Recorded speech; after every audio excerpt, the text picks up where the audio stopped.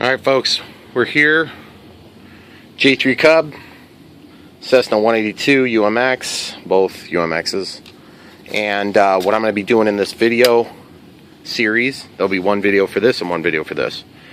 I'm going to be taking the floats off of this plane, putting the landing gear back on, and then I'll be putting them on here. 2 quick videos. Just wanted to show you that real quick as a heads up so you can be watching for it. We're going to come back to you on this one. Alright guys, got to get these floats off first so we get the landing gear back on. First thing you're going to do is you're going to undo these screws. These little straps come off. Screwdriver is holding on to that just fine. One little tip for you, if you haven't done a lot of this, grab yourself a magnet. Keep your parts. It's a lot easier than trying to figure it out later, I can tell you that for sure. Okay, so, and just use a little squishy foam or something under there so you can protect the finish of your plane. And if the screw doesn't come out, grab the magnet, it'll pull it up to it. Or use a magnetic tip screwdriver, which I do have. So I'm just going to slide that to the side. Slide that to the side. Now those are going to actually come out, so I guess I can totally remove them, because I got to move them all the way over here for the landing gear if I recall right. Okay, so we'll just let the magnet hold on to that. Those little plastic things, don't drop them inside the fuse. Just shoot them all the way across your table would be preferable, evidently. Okay, I'm going to find that piece real quick. I found it, it went over underneath one of my things. By the way guys, you ever need to make a little organizer? These foam things from the UMXs work really handy for that. And then you can make them exactly the way you want. Like I have all these resistors here, different size resistors for my LED projects. And, you know, like just organizing your crap actually does make it a lot easier. So, kind of organized like that. Alright, cool. So, we got the back strap off, so now this should be free to come out. And it is free, but we're just going to go ahead and undo these 2 screws. Remember, we got to keep these parts held back because they're going to go into the kit for the floats. Hope you guys enjoyed the flight video with this. I enjoyed doing it. Okay, so we got that. This is not a hard process, but it's just one of those things where I figure there's some guy out there who's just struggling to build up the guts to do these little projects. It says L on it because it's a left one. Okay. If you get like a Sport Cub S UMX, then it will actually come with these parts as well, in addition to the parts that you get with the floats. So, I think these came off of my Carbon Cub SS UMX, and so I kept them with it. They're silver, which is a little weird. That's not hanging on good enough, so I'm going to use some bent-tipped forceps, one of my favorite tools for RC work, because you can clip them onto stuff, and then they have these nice texture to hold on to stuff. Okay, cool, so they're out of the way. So now we can pull these out, get me a little bit of rust wiped off of there, which doesn't feel like I have any rust this time. Okay, so we'll just set those aside for now. Maybe it'd be a good time actually to just look and inspect for damage. These things like to break here, so just wiggle them. If you see any damage, it's a lot easier to fix them now. Give them a twist. Feels like this one might be a little on the loose side, so I'm just going to get in there and tighten that a little bit. Yeah, it's fine. And then we have a little gouge there, which looks like that might be a new gouge, so I'll show you how I'm going to fix it. Take your medium CA,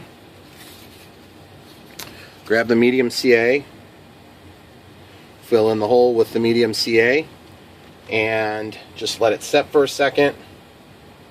Grab your kicker, and watch what happens to that. It's got a little bit of a bump on it. Sorry, it wiggles a lot, guys. That's because I wiggle a lot, evidently. Just give it a little bit of a spritz, and it will flatten. See? Lick your finger, push it down, lick your finger again, push it down. The reason you're licking your finger is so it doesn't stick to you. So alright, so that's done in terms of filling the void. And the next step is going to be to just grab a little teeny bit of silver paint, touch up that one little spot. So grab this Testors enamel, give it a good shake. For those of you who need the part number for these things, here's the part number right there. This is good quality paint. You don't want to get too crazy about paint on raw foam with enamel. It'll eat the paint sometimes, or it'll eat the foam sometimes, but this little teeny touch-up is not going to matter. Okay, so we'll just touch that one little spot and be done with it. Touch it, you see I got a little overlap there, so just grab and just wipe it. Silver is one of these weird things where you can just take off some of the color and get it to blend nicely with what was there before. Cool. Alright, so that's done. It's touched up. Throw away the Q-tip. And I'm going to pause it and get my stuff cleaned up. Alright guys, I just noticed something kind of gross, but I want to show you. I got some pond water in my hole. I'm going to get a Q-tip that doesn't have CA soaked into it. And I'm just going to soak this stuff out. That is nasty. I'm sure there's like all sorts of nastiness in that water. But I haven't ingested any, so I think we're good. And I'm actually going to take and pull this tip so that it's like that. And I'm going to run this up in there. Clean that hole a little bit. Yeah, I don't want that pond water drying and leaving a bunch of sediment in that shaft and then binding up my gear hole. Okay guys, we're going to start with the easy. Got the landing gear here, make sure everything's solid. Make sure none of the screws need to be tightened while I've got it out. We're just going to drop it in there.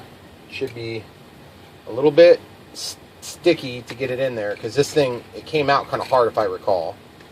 And then I'm going to grab the finer tip that you can get, and I'm just going to push it down in there to seat it. Yep, it's going in. It's just, you got to kind of push at it. And I hate pushing hard on these UMX planes because they're so easy to damage that you just sort of, you know, if you got half a sense about you, you don't want to push hard on them because they'll break. So, alright, that's good enough. The straps will hold down that last little bit of spring. Okay, so these straps, they're flat top and bottom, so it doesn't matter which direction they go. So what you're going to do is you're going to grab screw. You're going to put it into the hole like that. Then you're going to turn it until the screw sticks through. Then you're going to come back to the plane. Give it a couple of screws. Don't worry about getting it all the way down there. Grab your second screw. Get it started.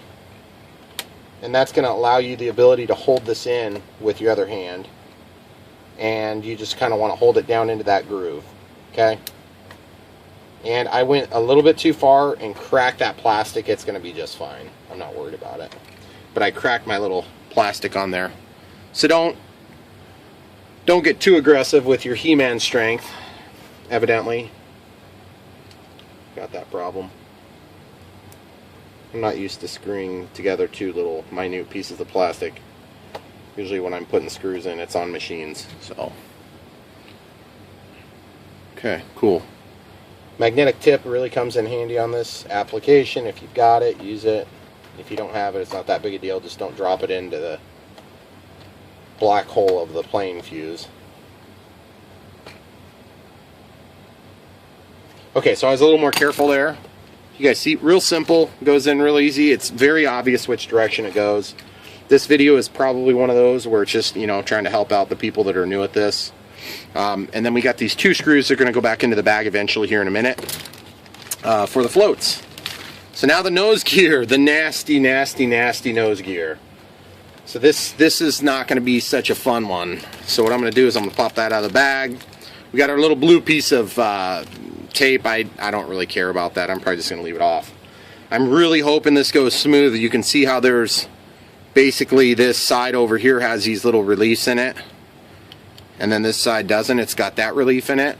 So what I want to do is I want to take and pull the screw first.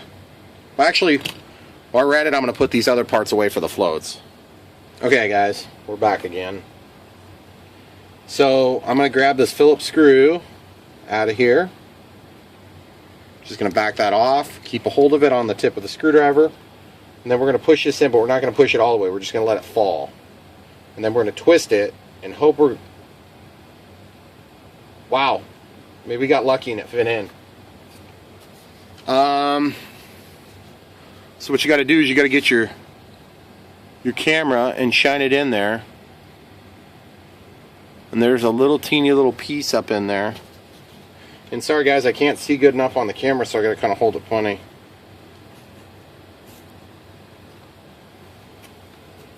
I just can't tell if it's gonna retain in there or not. I just simply cannot see. There's a little retainer that you have to screw this into. And that retainer swivels with the action of the rudder. So, dang it. I'm just gonna try to feed that in there squarely.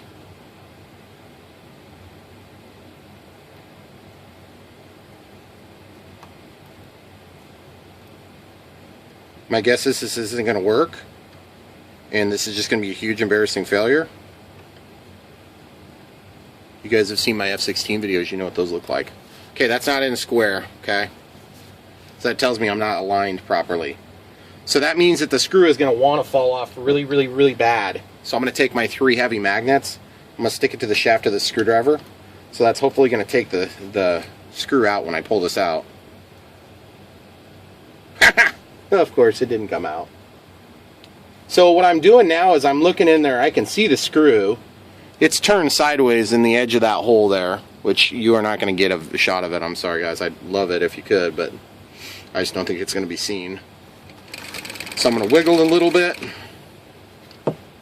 and it's still sitting there. So what I got to do is I got to try to do the same scenario where I just kind of move this around until the screw hits it, and there you go, got it out. So that's how you get the screw out if you don't get it on the first shot, which is likely to happen. Okay, so you got that back there ready to go. And I mean, I've got the landing gear in there. I just don't think I'm attached to the doohickey in there. There's a doohickey that spins it, and you just can't see it to save your life, guys. It's just like way down in there. I knew it was going to be a pain to do this, and I had one of my subscribers had mentioned that to me, or I don't know if they're a subscriber, I think they're just a viewer, but whatever. So I got another screwdriver out, and I'm just going to stick it into this hole and try to pull that little doohickey down. And I think what I'm going to have to do, you can kind of see how it's at an angle. I'm going to pull this landing gear out so it's out of the way. I'm going to find that alignment. I got to shake the plane to get it to fall back, guys. Okay, so I've got it. Now I can align it squarely with a second screwdriver. I'm going to hold it upside down. And if you're careful, you can kind of sight down this hole. That's how you do it, guys. And what you got to do is you got to align it from the bottom. You can kind of see it sitting there, but it's not lined up with the hole yet. Okay, that's the way you're going to do it, guys. You're going to get yourself a second small screwdriver, and you're going to get that thing lined up in the hole from the top, and then you're going to come down to the bottom until you can see it there. I can see the screwdriver wiggling around in that hole. Now that I've got those two alignments made, now I can just push this in, and it's not going to allow me to go because I got my screwdriver in there, okay? So it's going to spin free. Now I'm going to flip this plane right side up, and as I allow this screwdriver to slip out, I'm going to push up. See? I'm going to push it up, and I'm just going to wiggle it. And it's in there, except it's not keyed. It's not keyed, guys, and how can I tell it's not keyed? Well, because as I turn it, it turns free and the rudder doesn't move. Okay? So that's the trick of the day, guys. If you can figure out an easier way to do it, I would love to see it. But for now, I'm just going to fight with this for a second, and I'll show you my final step. Guys, it's attached. I'm going to move the rudder. I can tell it's attached. Basically, I ended up just putting the screw on the tip and just getting that aligned instead of using a second screwdriver. Once it was aligned, then I was able to hold this, steady it, and then get that in position where it was kind of holding that plastic thing, move it around until it was aligned properly. As I push this in, I could tell when I was hitting it. Then you tighten it. That's the way you do it. Let's go ahead and get a battery in here and we'll prove that everything's working real quick. Alright folks, got the battery in there and she works. It was a lot easier than I thought it was going to be, but it was also a lot harder than I originally thought it was going to be when I first did it. Just be really careful not to lose that screw. Have a magnet ready, and I guess there's a battery in here, so I better hurry up and go fly. Thanks for watching, guys. Really appreciate you subscribing. If you like my videos and you want to get notified, just click the bell. You'll get a notification. But I have so many new videos coming out, it might be a little annoying if you're not into these awesome RC things. Thanks for watching, guys.